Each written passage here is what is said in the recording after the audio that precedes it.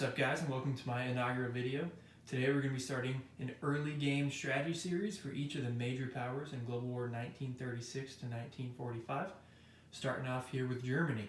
Keep in mind that these are my personal opinions and I would love to discuss them with you, so if you have any thoughts or concerns, feel free to shoot me a comment.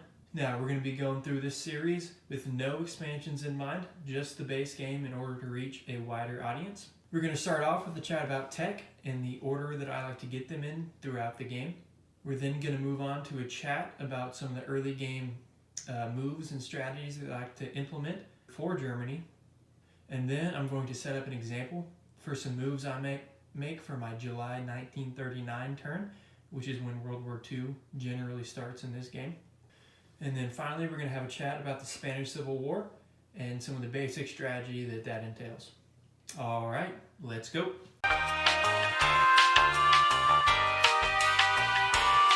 All right, let's talk about some tech. Normally this is where my tech chart would be, but it is really hard to film over there. I've only got like 2 feet between the table and the wall. So I brought it over here to my desk. And now I'm going to talk about tech here, German tech, assuming that we upgrade that factory in Eastern Germany to give us 5 tech rolls per turn. Just because I think that's a really good idea and that should always be done. And so what I'm going to do here is I'm going to go through each of the techs 1 to 16, and I'm going to tell you at what point in the game that I would like to research them. Starting with the first 5 techs that I would like to get researched here in this first column, and then second stage, and then the rest we'll talk about on a case-by-case basis. So starting off here at Advanced Artillery, I'm going to put this in the second stage. So in the second round of techs that I get in the game, that's where I'm going to put Advanced Artillery, because they're a good unit, but they're not very fast unless you buy self-propelled, which is kind of expensive. I'd rather just buy mechanized infantry. So your Advanced Artillery are going to be more for defense. I like to use them to defend against landings from the Allies, and that tends to happen later on, so I like to get those Advanced Artillery in my second round of techs.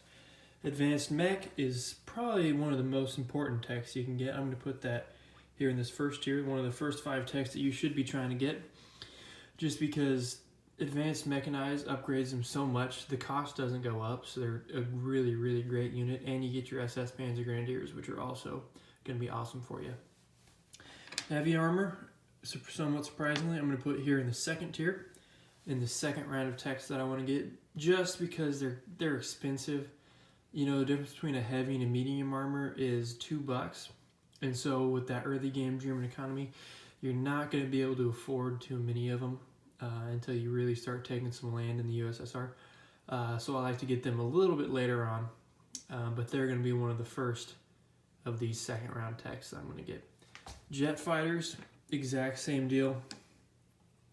They're a really great unit for the Germans, but they're kind of expensive. You're not going to be buying a ton of them in the early game, so you've got some time to get there up to the jet fighters. Heavy bombers, I'm going to loop in with strategic rockets. One of these 2 techs is going to be in your first round. It's kind of up to personal preference here. I like heavy bombers because they can do a little more damage, but of course with the strategic rockets, they can't get shot down and you can start to mass them up on that border and hit London every turn with them. So really this one's just kind of a personal preference. I'm going to go with heavy bombers, get them started early and get them pretty early, and you can start bombing the crap out of the UK. Long range aircraft, I'm putting in the second tier, because once you start getting a ton of land in the USSR, your planes are gonna have a lot of distance to travel. So this long-range aircraft is going to be very useful for you, but obviously you won't really need it until later.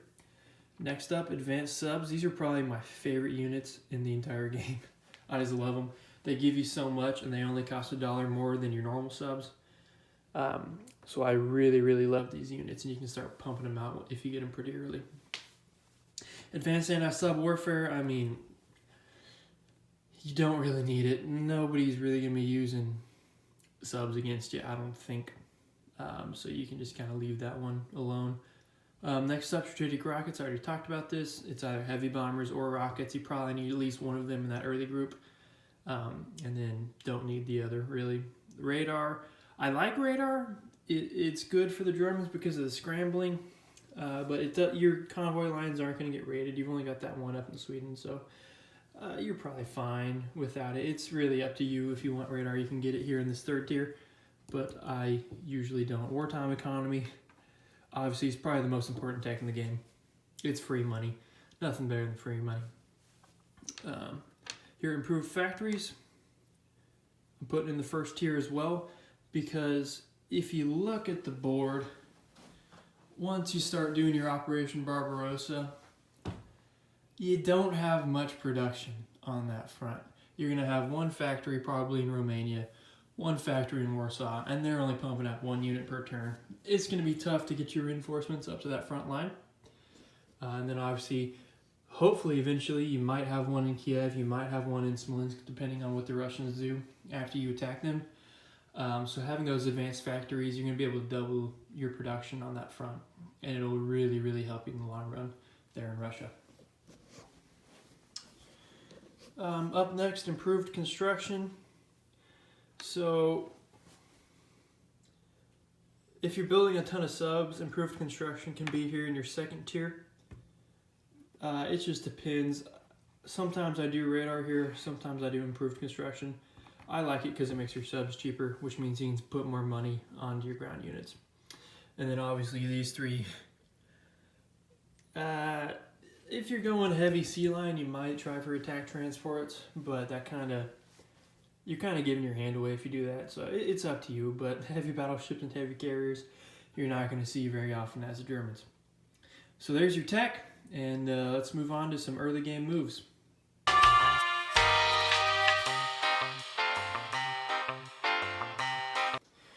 Okay, let's talk about the Germany game here a little bit. And just a reminder that we are talking about the base game here, no expansions, specifically no Canada at war.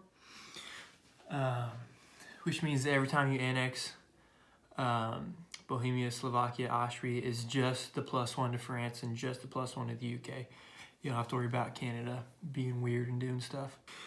So the way that I like to think about the German early game is assuming in the first 3 turns we annex Austria, Bohemia, and Slovakia. If you add up all of your income in those turns pre-July 1939, when you usually want to do your attack, you're going to have 137 IPPs to spend on units for all the various attacks that you're going to want to do. So what you can do, since Germany is obviously the aggressor in this war, you can plan out exactly what you want to buy over your turns, and you can get them into just the right positions to do exactly what you want to do. Germany isn't going to be a reactionary force. You get to plan everything out to a T. Now, that's not the end-all be-all, because you're still going to have to react a little bit to what the UK and France are going to do with their money. For example, if the UK is putting every single dollar they have into France, they're building infantry and tank destroyers and anti-aircraft guns and sending them over this port into France, then you're going to want to think about things a little bit differently. Maybe put a little bit more on that French border, because I think the main priority of Germany is to kill France. If France survives, it's basically game over. Unless you're doing fortress drinks and going straight after Russia, but that's not going to happen very often. So, as I said, 137 IPPs to do all the various attacks you want to do. Now, a pretty common one is going to be, just go all in France, all in Poland, kill them both on the first turn, and then figure other stuff out after that. I like to sometimes also do Yugoslavia in there. So go Poland, France, and Yugoslavia, because Yugoslavia is worth $3, and it's good to start getting that income as early as possible.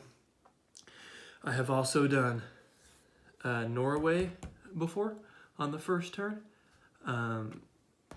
Netherlands is kind of a tricky one. You want to time out your Netherlands attack with Japan. You guys want to kill Netherlands all together in one turn, because if Germany attacks the Netherlands before Japan is ready, then the Dutch East Indies a line to the UK, which is nasty for the Japanese, because then once they want to attack them, it's 5d12 for the Americans, which is obviously a very bad thing.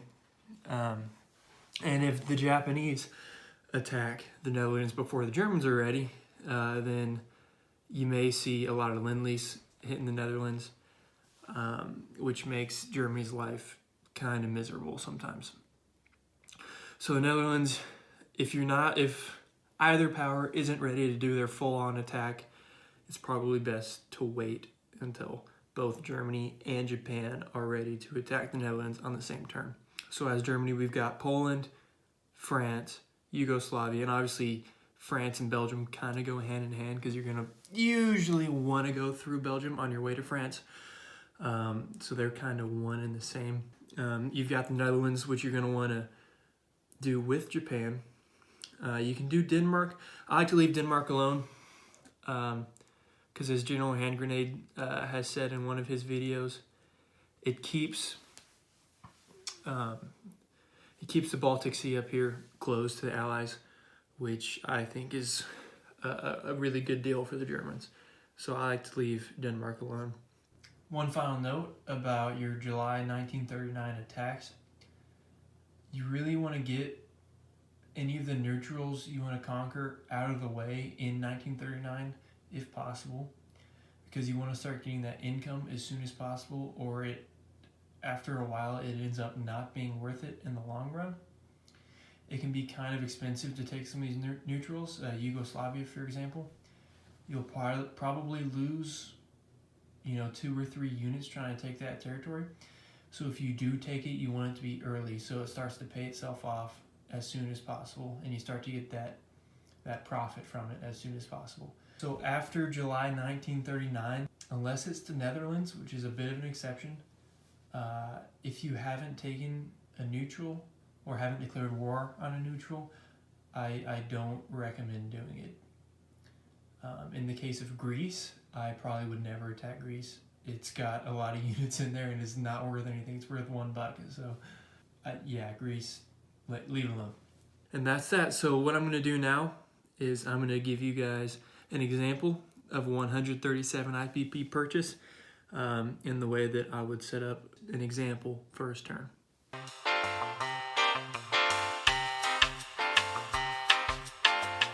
Okay, here's an example early game German buy. First and foremost, I'm saving $24 for the Spanish. That's going to be 4 IPPs per turn. I'm going to talk about the Spanish Civil War a little bit later, so just keep that in the back of your head. We're saving $24 for them. And otherwise, this is to represent we're upgrading that Eastern Germany factory for $6. We're going to have 8 medium armors, 7 mechs, a strat bomber, 2 airborne for that strat bomber and that transport that we start with, 2 mountain infantry and a cavalry, and they are going to go into Yugoslavia. In this scenario, I am going to go for a Yugoslavia first turn. And then this infantry is just representing that we upgraded that starting German militia into an infantry. Okay, let's head up north and see how we've set this up. Okay, so as I said on this first turn, I'm aiming to get Yugoslavia, Poland, and France all in the first turn. So, starting with Yugoslavia, we're going to have 3 infantry, 2 artillery, a cavalry, attack bomber, and a fighter going into Yugoslavia. It's going to be a good fight, but usually you're going to come out with only receiving 2 or 3 hits. So you should come out of this with 2 mountain infantry and 2 artillery, or 1 mountain infantry and 2 artillery, depending on how the rolls go. Next, we're going to go into Poland. In the West Poland, we're going to send 5 infantry, 2 medium armor, and a fighter. I like to send as much as I possibly can through Slovakia, because you have less resistance in Donoslavsky. It's only 2 infantry, so you're not going to take as many losses, and you're not going to have this river penalty going into Warsaw on your second impulse. So as much as possible, I like to go through Donoslavsky, and keep in mind that if France has really, really bulked up and you need some extra help, you can just straight up ignore West Poland and send everything you have through Donoslawski into Warsaw. The Russians can then take the eastern half. And this West Poland force isn't going to have much counterattack value. So you can leave these 2 infantry in Prussia, and you can hold Warsaw, and these 4 guys aren't going to do much to you. You can just get them on the next turn. So if you're maybe if you bought a sub or 2, so you're a little bit strapped for cash, you can pretty much just ignore West Poland and get it later. It's only worth $1. You'll live without it. Okay, and so come in here into our main force here. I know this is probably tough to see. So we're going to have 7 infantry that can head into either Belgium or the Netherlands, again, depending on what Japan is doing and how bulky France is looking. You might want to send all 7 of those guys into Belgium and worry about the Netherlands later. We've got the rest of our tanks. So we've got 5 tanks and 4 mechs. Again, you may want to put some more on this border, just depending on what France does. So you should be good with this force we've got here. Now again, if France has a poor defense or something, you can send this Strat bomber, this air transport, 2 airbornes, and this medium on the first impulse when you're going into Belgium. You can send them up to Norway and try to take Norway. Or if you're going to try to encircle Paris, you can take the back half of France with these 2 airbornes. It's a pretty versatile unit. I like to get them into Norway as soon as possible, but sometimes you just need them in France, you know. So everything else is going to be going into Belgium, and then hopefully into Paris on your second impulse. And there is a possibility that the France player may leave Alsace-Lorraine here a little bit under-defended, which means that you can use these tanks and the mechs and your light armors and your airbornes to get over the Maginot Line. Only in very rare circumstances, I think this is a viable option, but it could be if the French neglect it. So keep that in mind. And yeah, so that's just an example. You know, you can change it as you see fit. I didn't actually buy any subs in this scenario. I do like to get 1 or 2 subs out in the early game, but in this case, I did not. You know, with the subs, after that first round of attack, you can start pumping out 1 or 2 a turn. If you notice, if you capture Yugoslavia on this first turn, you're going to have a shipyard here, and you can start pumping out subs into 151, which I think is a good place for them. If the Italians are doing well in the Med, that's a really good place to get your subs out and do some damage around Africa. If not, of course, you can put them out here in the front and try to get them around. It's really up to you. That's an example of an early game from Germany that I might like to do. And of course, there are an infinite number of ways to set this up. Germany is your oyster. All right, let's move on to the Spanish Civil War.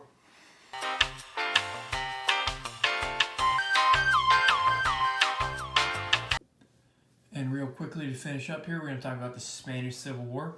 Now, as I mentioned earlier, we're going to be getting about 4 IPPs per turn from Germany all the way through the conclusion of the Spanish Civil War. And that's to buy either mountain infantry or artillery, because those 2 things pair really well together. Your mountain infantry is going to be defending at a 5 in these mountain territories, and then attacking at a 3 with the artillery. So they pair really well together, and they're going to be an effective tool for you. Second, you're going to want to keep that plane alive. I usually don't send another plane in there, and if it dies, you might think about replacing it, but it depends on the situation. If you've already lost, you know, don't send a plane over there. But if it's still pretty even, you might want to replace the fighter if you lose it, because that's going to be the most important part of trying to take out all these little loosely held territories with just 1 or 2 infantry in them. Overall strategy, as the Spanish nationalists, you're gonna be out producing the Republicans. Now this is all depending on those recruitment roles. I'm not going to talk about those because that's just luck. You know, you can't really control that, and sometimes you're gonna lose because of it, and that's just kind of the way the cookie crumbles, you know. So strategy, you're going to be out producing the Republicans, because we're going to be getting 4 IPPs per turn from the Germans, and then usually 2 or 3 from the Italians. I like to send militia or just infantry over because they don't really have very much money, you know. And so what you're going to want to do as the Spanish is take your time, because you're going to be getting more money in there than the Republicans. Don't overextend yourself, because they're going to be really strong in Madrid there, so they can counterattack you pretty much anywhere. So you want to keep your territories defended, go slow, and don't overextend yourself, because that's going to get you into a lot of trouble. A good first move, the only scripted move I ever have in this, is my first move, because obviously we go first. We're going to take Asturias Navarra with the infantry, cavalry, artillery plane. And that's usually going to go pretty well for you. You might lose that infantry, but honestly, I'd probably take the cavalry over the infantry as a casualty there. And we're going to bring infantry, artillery up, put them in Leon Castile to protect that plane, and then obviously your Lend-Lease is going to land there as well. Or, if you feel safe, you can put your Lend-Lease down here in Andalusia to try to protect that a little bit more. It's up to you. But really, you just take it slow. You're going to outproduce the Republicans. You're going to win eventually. Don't overextend yourself. All right?